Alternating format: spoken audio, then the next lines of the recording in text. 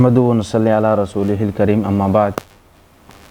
محترم سامعین اکرام، جیسا کہ ہمارا ایک سلسلہ پہلے سے شروع تھا احکام رمضان، تو اسی سلسلے کی ایک کڑی کے ہمارے ساتھ موجود ہیں مفتی محمد یوسف کشمیری صاحب، جو مرکزی رویت حلال کمیٹی کے رکن بھی ہیں اور مدیر جامع دراسات الاسلامیہ کے مدیر بھی ہیں۔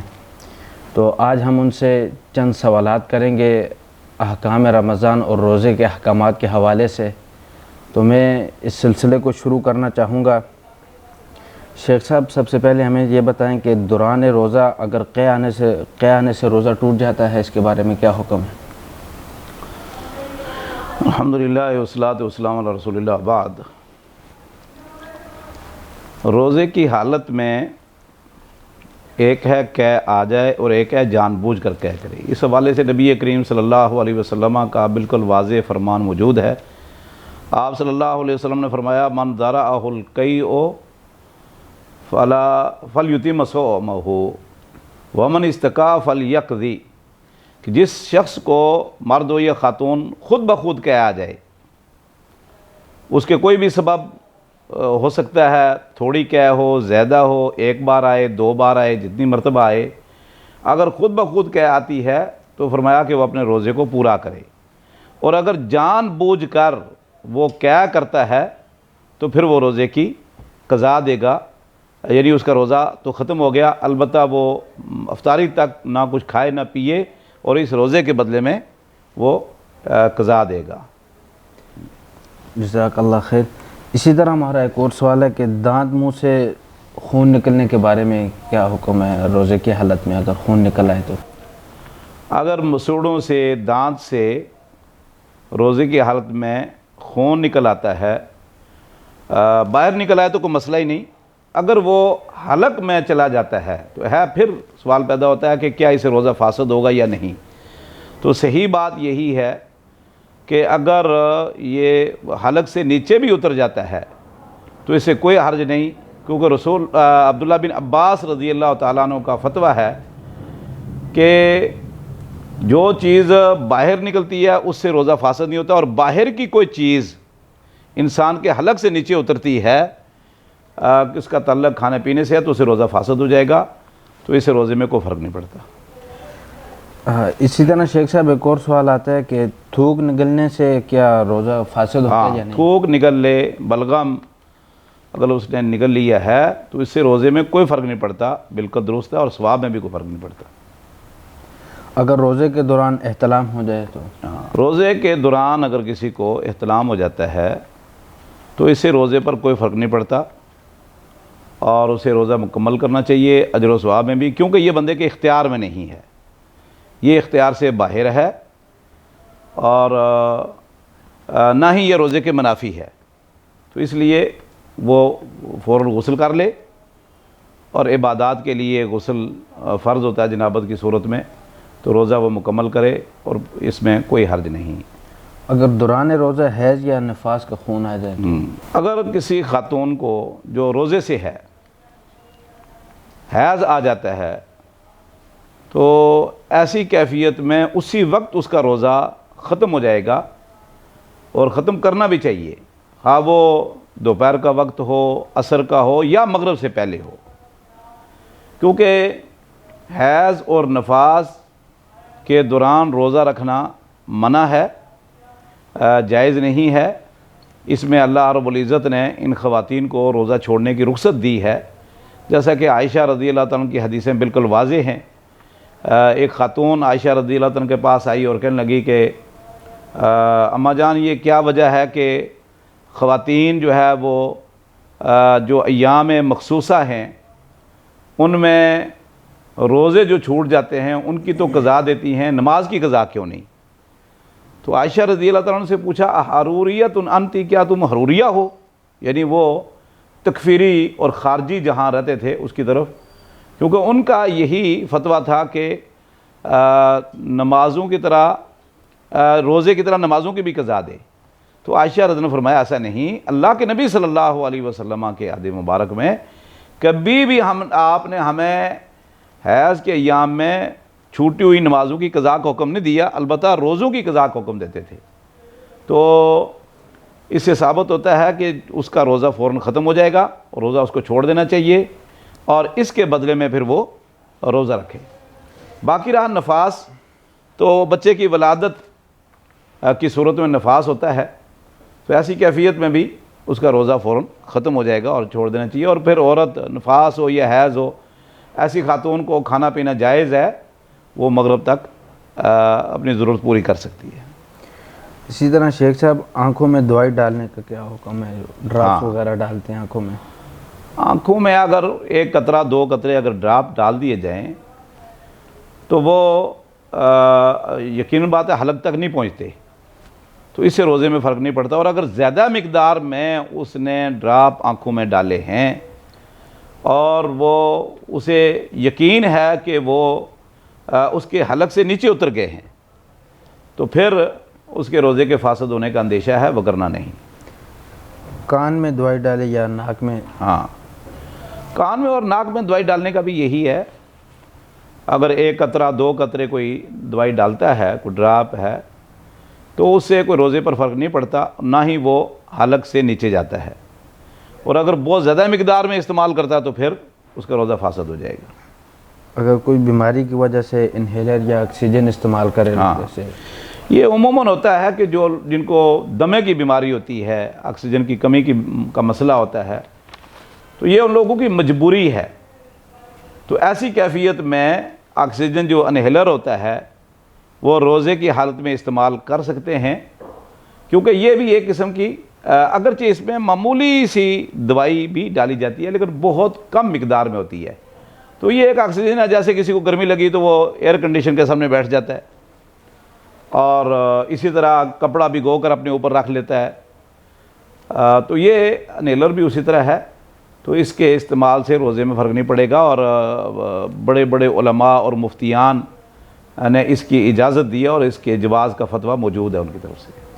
انجیکشن لگانے سے یا ویکسین لگانے سے؟ ہاں، روزے کی حالت میں اگر بخار کا انجیکشن لگواتا ہے کوئی بندہ، یا درد ہے، اس کو کوئی تکلیف ہے، اس کے لیے درد کی کمی کے لیے انجیکشن لگاتا ہے، تو اس سے روزے میں کوئی فرق نہیں پڑے گا، بالکل جائز ہے، درست ہے، روزہ بھی درست ہے۔ لیکن اگر وہ انجیکشن طاقت کا ہے تو پھر اس کا روزہ فاسد ہو جائے گا، ٹوٹ جائے گا اور اسے قضا دینی پڑے گی۔ اسی طرح ویکسین ہے، روزے کے دوران ویکسین لگائی جا سکتی ہے، کوئی حرج نہیں اس میں، بالکل یہ روزے کے منافی نہیں ہے، تو ٹھیک ہے، لگائی جا سکتی ہے۔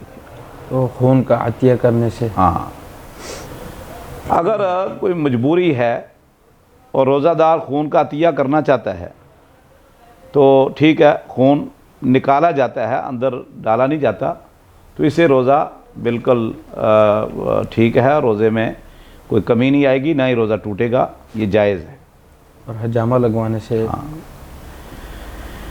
حجامہ جسے پہلے وقت میں لوگ سینگی کہتے تھے ہمارے ہاں، یہ حجامہ جو ہے اگرچہ بعض حدیثوں میں یہ بھی آتا ہے کہ نبی کریم صلی اللہ علیہ وسلم نے فرمایا من احتجم فلیقضی، یہ لیکن اس کے بعد کا جو عمل ہے خود نبی کریم صلی اللہ علیہ وسلم کا، وہ اس پہلی حدیث کے لیے منسوخ کرنے کے لیے کافی ہے کہ اللہ کے نبی صلی اللہ علیہ وسلم نے روزے کی حالت میں حجامہ لگوائی ہے، تو یہ روزے کی حالت میں حجامہ لگوانا بالکل جائز ہے، درست ہے، اس سے روزہ نہ فاسد ہوتا ہے، نہ ہی روزہ ٹوٹتا ہے اور نہ ہی روزے میں کوئی فرق پڑتا ہے۔ ٹوتھ پیسٹ یا منجن استعمال کرنے سے دانت وغیرہ میں اگر درد ہو تو؟ ٹھیک ہے، تو ٹوتھ پیسٹ یا منجن کئی لوگ روزے کی حالت میں استعمال کرتے ہیں، تو اس سے میں احتیاط ہی بہتر ہے، کیونکہ ٹوتھ پیسٹ سے جو معجون ہے بعض اوقات اس کے اثرات اور اس کا ذائقہ جو ہے وہ حلق سے نیچے اتر جاتا ہے، اور اسی طرح منجن بھی ہے، تو اس لیے بہتر یہ ہے کہ ٹوتھ پیسٹ اور منجن روزے کے دوران استعمال نہ کرے، اور اگر وہ اس کو کوئی ضرورت ہے اور وہ اس کی عادت ہے جس سے اسے پریشانی ہو سکتی ہے کہ استعمال نہیں کر رہا، تو پھر بالکل ہلکی مقدار میں وہ استعمال کرے، جو جس کے اثرات یا جس کا ذائقہ اس کے حلق سے نیچے نہ جائے۔ البتہ اس سے بھی بہتر یہ ہے کہ وہ مسواک کرے۔ اللہ کے نبی صلی اللہ علیہ وسلم کے سے جو احادیث مروی ہیں وہ مسواک کے حوالے سے ہیں کہ آپ صلی اللہ علیہ وسلم نے فرمایا کہ مجھے جبریل علیہ السلام نے مسواک کی اتنی تاکید کی کہ مجھے اندیشہ ہونے لگا کہ شاید میں اتنی مسواک کروں گا تو میرے دانت جو ہے وہ گھس جائیں گے۔ اور آپ صلی اللہ علیہ وسلم نے یہ بھی فرمایا السواک و مطہرۃ للفم و مرضات للرب، مسواک جو ہے وہ منہ کی پاکیزگی کا باعث ہے اور رب کی رضامندی کا باعث بھی ہے۔ تو مسواک استعمال کرنے کی اجازت ہے اور اس کے کوئی نقصانات بھی نہیں ہیں، تو اس لیے منجن اور ٹوتھ پیسٹ سے اگر یہ استعمال کر لے روزے کی حالت میں تو درست ہے۔ اچھا، اس میں کچھ لوگ مسواک کے حوالے سے تحفظات کا شکار ہے اور وہ ایک حدیث بیان کرتے ہیں کہ اللہ کے نبی صلی اللہ علیہ وسلم نے فرمایا وَلَا خُلُوفُ فَمِ الصَّائِمِ أَطْيَبُ عِنْدَ اللَّهِ مِنْ رِيحِ الْمِسْكِ، کہ روزے دار کے منہ کی جو خوشبو ہے، جو حمک ہے، وہ اللہ کو کستوری سے بھی زیادہ محبوب ہے، اور یہ حدیث بالکل صحیح ہے، اس میں کوئی شک نہیں۔ لیکن اس حدیث کو لے کر مسواک کے استعمال کو منع کرنا یہ درست نہیں، کیونکہ مسواک ہے منہ کی صفائی کے لیے، دانتوں کی صفائی کے لیے، اور جو اللہ کے نبی صلی اللہ علیہ وسلم نے فرمایا کہ ہر نماز کے وقت اور ہر وضو کے وقت مسواک کرو، لولا ان اشک علی امتی لامرتہم بالسواک الا کل صلاۃ۔ تو یہ جو حدیث ہے یہ عام ہے، اس میں روزے رمضان بھی شامل ہے اور غیر رمضان بھی شامل ہے۔ تو یہ جو خوشبو ہے، جو نبی کریم صلی اللہ علیہ وسلم نے جس خوشبو کا تذکرہ کیا کہ اللہ کو محبوب ہے، وہ خوشبو انسان کے معدے سے آتی ہے، منہ کی نہیں ہوتی۔ وہ جب انسان روزے کی حالت میں بھوکا رہتا ہے، پیاسا رہتا ہے، تو دوپہر کو یا سہ پہر کو پھر اس کے معدے سے ایک خوشبو جو ہے وہ ڈکار کی صورت میں، یا ویسے خوشبو یا منہ خالی رہنے کی وجہ سے وہ خوشبو سی انسان کی نکلتی رہتی ہے، تو یہ وہ خلوف فم الصائم یہ وہ ہے، تو یہ مسواک کے منافی نہیں۔ بلا ضرورت گرمی میں جیسے بندے نے روزہ رکھا ہوا ہے اور پیاس لگتی ہے تو ٹھنڈے پانی سے کلی کرے بلا ضرورت؟ ہاں، کلی کی جا سکتی ہے، وضو کے لیے بھی کلی کر سکتا ہے، بغیر وضو کے بھی کلی کر سکتا ہے، لیکن احتیاط کرے، بار بار نہ کرے، احتیاط کرے کہ وہ حلق سے نیچے پانی نہ جائے۔ اور دوران روزہ غسل کرنا بلا ضرورت گرمی کی صورت؟ ہاں بالکل، غسل کیا جا سکتا ہے، غسل فرض ہو غیر فرض ہو، ضرورت پر بھی غسل کیا جا سکتا ہے۔ غسل روزے کے منافی نہیں، البتہ اگر فرض غسل کر رہا ہے تو اس میں کلی بھی کرنی پڑتی ہے، اور ناک میں اچھا خاصا پانی جنابت کے غسل سے ناک میں اچھا خاصا پانی چڑھانا پڑتا ہے۔ تو اللہ کے نبی صلی اللہ علیہ وسلم نے ایک صحابی سے کو حکم دیا تھا کہ آپ جب فرض غسل کر رہے ہوں تو آپ کلی کرو، وَبَالِغْ فِي الْإِسْتِنْشَاقِ إِلَّا أَن تَكُونَ صَائِمًا۔ تو آپ نے فرمایا کہ پھر ناک میں پانی اوپر کھینچنے میں مبالغہ کرو، لیکن اگر روزے سے آپ ہیں تو پھر پانی اوپر مبالغے سے نہ کھینچو، تھوڑا سا ناک میں پانی چڑھائے تو غسل کرنا درست ہے، جائز ہے بالکل۔ اگر اسی طرح انسان بھول کر کھا پی لے روزے کی حالت میں تو اس کے بارے میں کیا حکم؟ روزے کی حالت میں بھول کر کھا پی لینا، اس سے روزے میں کوئی فرق نہیں پڑتا۔ صحیح بخاری میں اور مسلم میں، سنن ابن ماجہ میں حدیث ہے کہ اللہ کے نبی صلی اللہ علیہ وسلم نے فرمایا کہ من نسیا و اکلا و شربا فلیتم صومہ فانما اطعمہ اللہ و سقاہ، کہ اگر کوئی مرد اور خاتون وہ بھول چوک سے اس نے کھا پی لیا تو وہ روزے کو مکمل کرے، اور اس کو قضا دینے کی ضرورت نہیں، کیونکہ اللہ رب العزت نے اس کو کھلایا ہے اور اللہ نے اس کو پلایا ہے۔ تو جو بھول چوک ہے یہ ایسی کیفیت میں اس سے روزے کو کوئی نقصان نہیں پہنچتا، اور ویسے بھی اللہ رب العزت نے سورہ بقرہ کے آخر میں، پہلے پارے کے آخر میں ہے کہ اللہ نے وہ ہمیں دعا سکھائی ہے، ربنا لا تؤاخذنا ان نسینا واخطأنا ربنا ولا تحمل علینا اصرا کما حملتہ علی الذین من قبلنا، سورہ بقرہ کی آخری آیت۔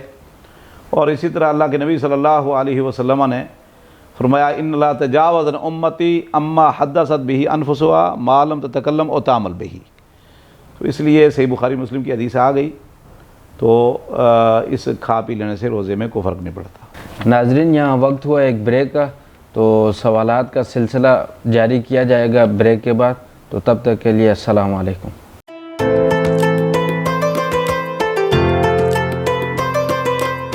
السلام علیکم ناظرین، جیسا کہ ہمارا وقفے سے پہلے سلسلہ جاری تھا سوال و جواب کا، تو اسی طرح ہم مفتی صاحب سے کچھ چند اور سوالات کرنا چاہیں گے۔ تو شیخ صاحب، کیا عورت روزے کی خاطر قصداً ماہواری روک سکتی ہے دوائی لے کر یا اس طرح؟ تو آج کل عام دیکھنے میں آیا ہے کہ خواتین جو ہے وہ روزے کی خاطر ماہواری روکنے کے لیے وہ میڈیسن کا استعمال کرتی ہیں۔ اسی طرح حج عمرے کے لیے جو خواتین جاتی ہیں وہ اپنے عمرے یا حج کے ارکان کی ادائیگی کے لیے بھی یہ میڈیسن استعمال کرتی ہیں۔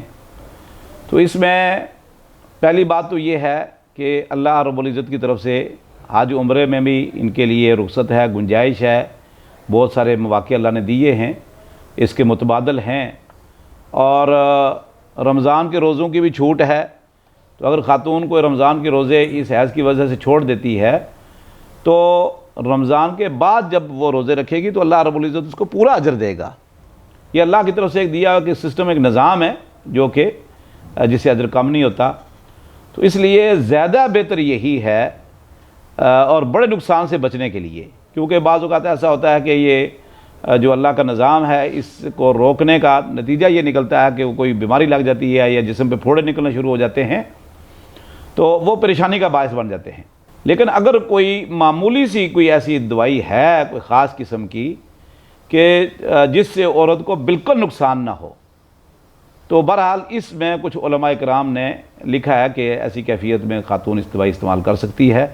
لیکن میں سمجھتا ہوں کہ حج عمرے کے چلو بعض ارکان تو انتہائی ضروری ہوتے ہیں، وقت بھی تھوڑا ہوتا ہے، واپسی کی ٹکٹ بھی ہوتی ہے، یا ویزا تھوڑا ہوتا ہے، لیکن رمضان کے روزوں کے لیے یہ چیز دوائی استعمال نہیں کرنی چاہیے، بلکہ وہ جو اللہ کے دیا ہوا ایک نظام ہے اس کے تحت اور احکام کے تحت وہ چلتی چلی جائے اور بعد میں روزے رکھ لے۔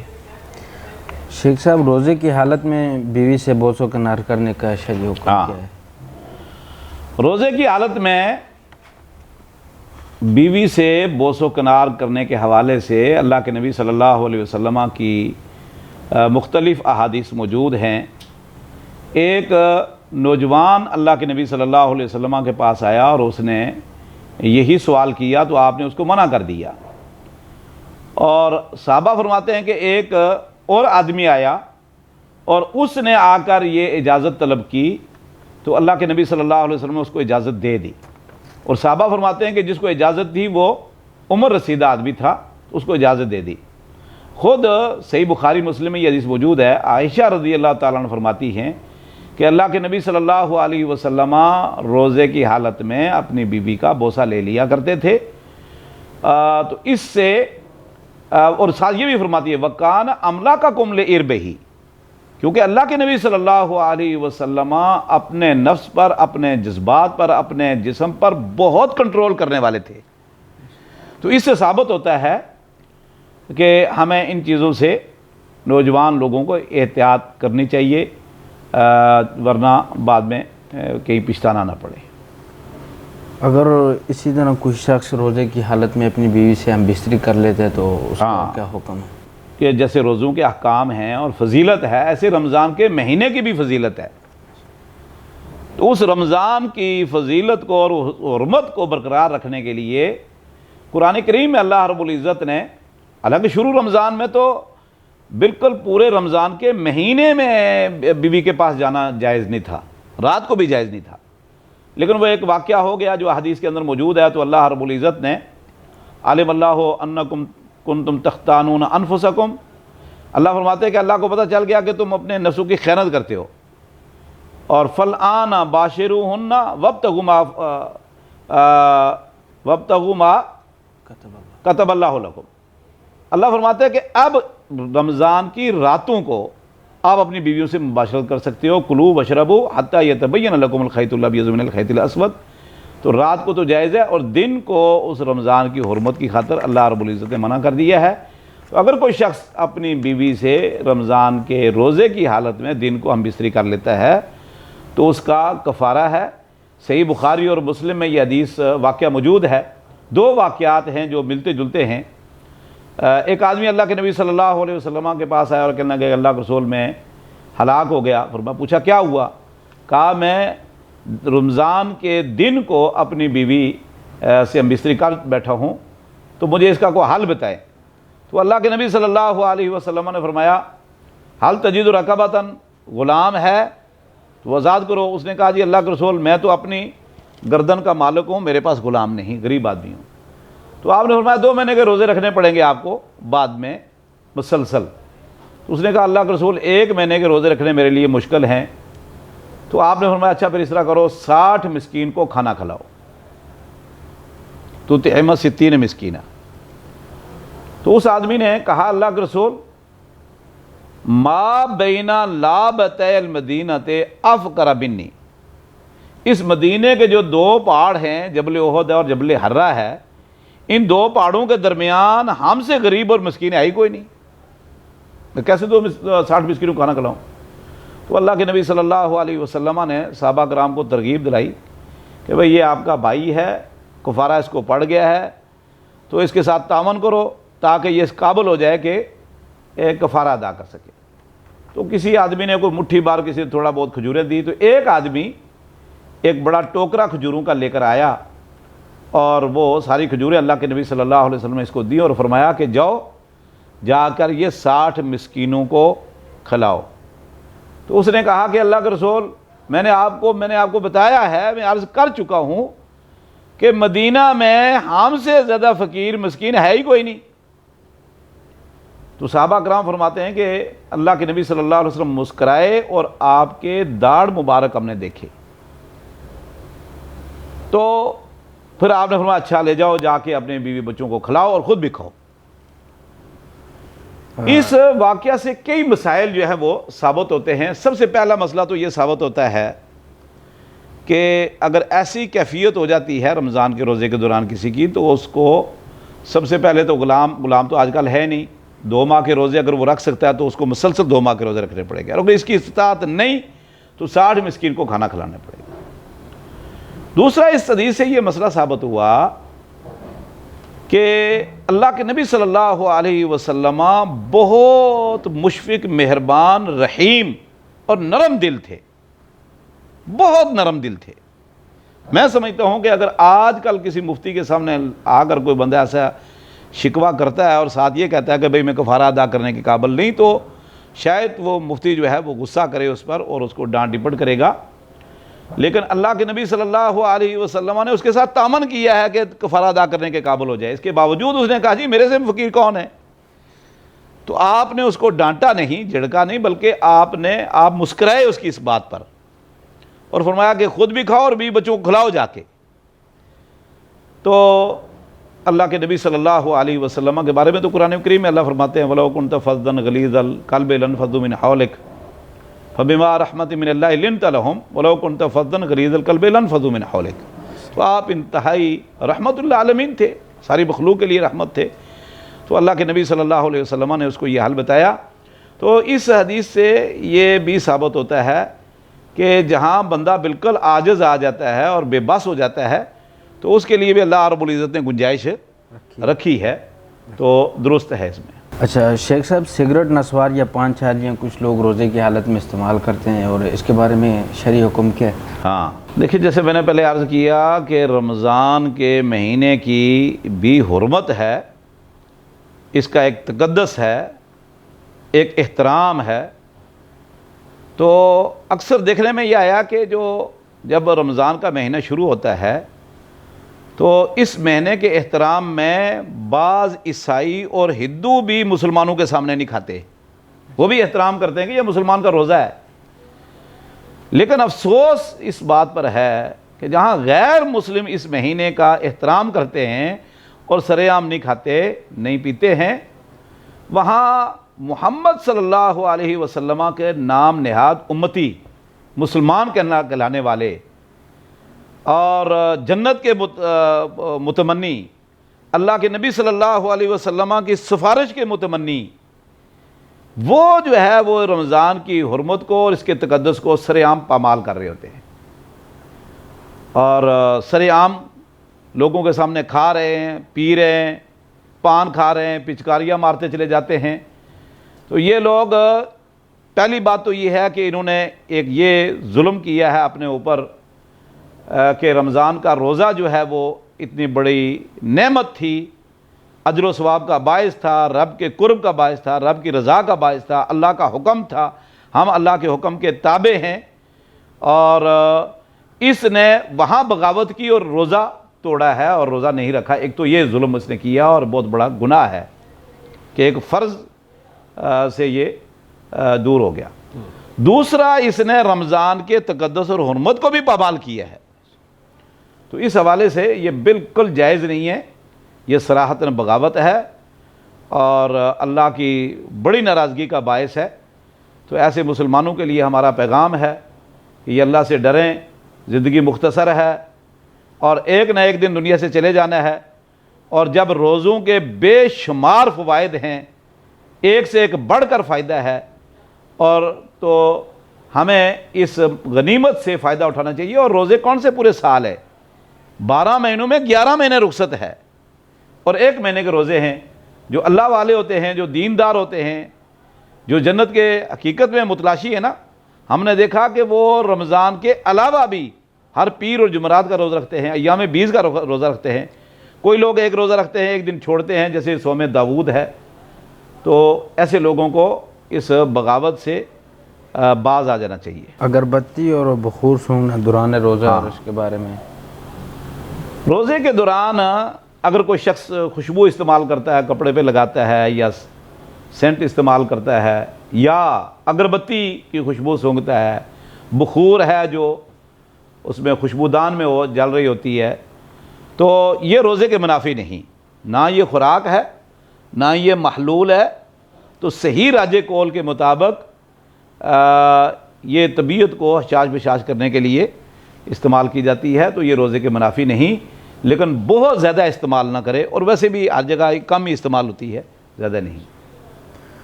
روزے کی حالت میں بلڈ ٹیسٹ یا شوگر ٹیسٹ کروانا؟ ہاں بالکل، روزے کی حالت میں بلڈ ٹیسٹ بھی کروایا جا سکتا ہے، شوگر ٹیسٹ بھی کروایا جا سکتا ہے، اسے روزے پہ کوئی فرق نہیں پڑتا، بالکل کوئی حرج نہیں ہے۔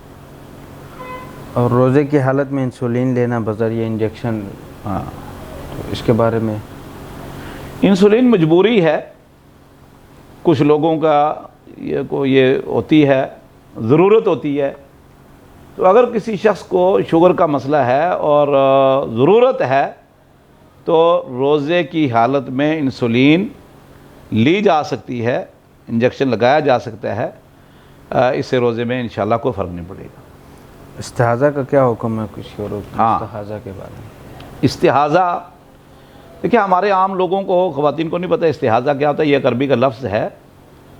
ایک ہوتا ہے حیض، جو ہم اردو میں بھی استعمال کرتے ہیں اور ہماری مائیں بہنیں جانتی ہیں۔